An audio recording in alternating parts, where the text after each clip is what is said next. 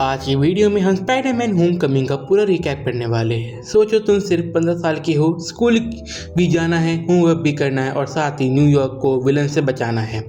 यही Peter Parker की life है और आज सिर्फ 5 से 10 मिनट के अंदर हम पूरी मूवी को अच्छे से रिकैप कर लेंगे और पूरी मूवी कहानी जान लेंगे। कहानी की शुरुआत होती है एवेंजर्स की न्यूयॉर्क वाली बैटल के बाद।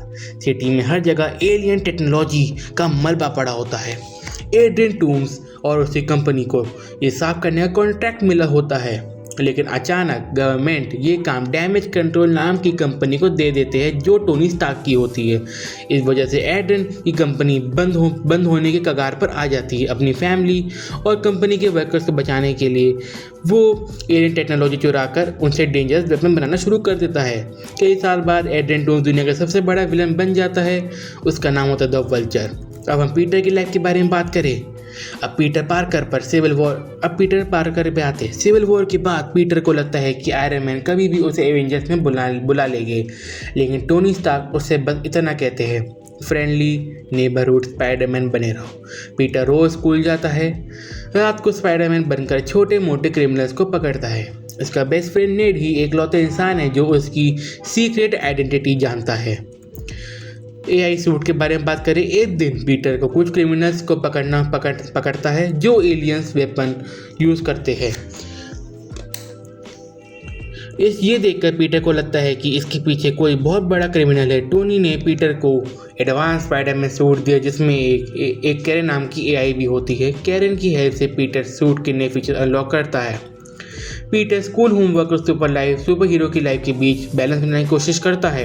इन्वेस्टिगेशन करते करते उसे पता चलता है कि सारे इलीगल वेपन एक ही गैंग सप्लाई कर रही है और उस गैंग का नाम लीडर है द वल्चर।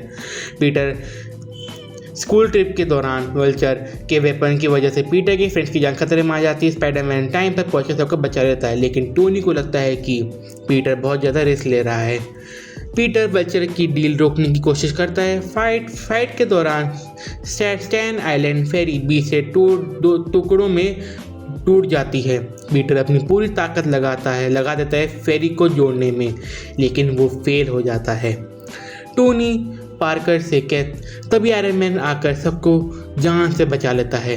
टोनी पार्कर से कहता है, अगर तुम एक सूट के बिना हीरो नहीं बन सकते तो तुम इस सूट के लायक नहीं हो। और वो स्पाइडरमैन का एडवांस सूट वापस ले लेता है। ये मूवमेंट पर पीटर पार्कर सबसे बड़ा झटका लगता है और वो टूट जाता है। अब पीटर पार्कर की रियल लाइफ हीरो वाली की बात करें, जिस शुरुआत होती है रियल हीरो बनने की, तो पीटर के पास सिर्फ उसका पुराना होममेड सूट होता है, लेकिन इस बार वो प्रूव करना चाहता है कि हीरो सूट से नहीं हिम्मत से बनते हैं। इसी बीच उसकी स्कूल की क्रश लिज उसे होम कमिंग डांस के लिए इनवाइट करती है और वो खुशी खुशी उसके घर पहुंच जाता है, लेकिन उसे पता चलता है कि लिज का फादर और कोई नहीं द वल्चर एड्रियन टूम होता है। ये मूवी का सबसे बड़ा ट्विस्ट था।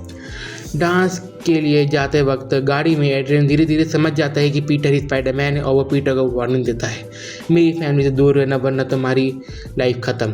पीटर डर जरूर जाता है लेकिन रुकता नहीं है। पीटर वल्चर को रोकने के लिए अकेला निकल पड़ता है। फाइट के दौरान वल्चर स्पाइडरमैन को एक भारी बिल्डिंग के नीचे दबा देता है। पीटर टूट चुका होता है, लेकिन अपनी रिफ्लेक्शन देखकर वो खुद को मोटिवेट करता है और पूरी ताकत से मलबा हटाकर बाहर निकल आता है। अब फाइनल फाइट डैमेज कंट्रोल के कार्गो प्लेन पर होती है। प्लेन क्रैश हो जाता है। वल्चर की सूट ब्लास्ट होने वाला होता है। पीटर चाहता तो उसे वही छोड़ देता है, लेकिन असली हीरो होने की वजह से वो एड्रियन की जान बचा लेता है। एड्रियन जेल चले जाता है। जेल में उसे स्पाइडरमैन की असली आइडेंटिटी पूछता है, लेकिन एड्रियन कुछ नहीं बताता। दूसरी तरफ टोनी स्टार्क पीटर को एवेंजर्स में आने का ऑफर देता है।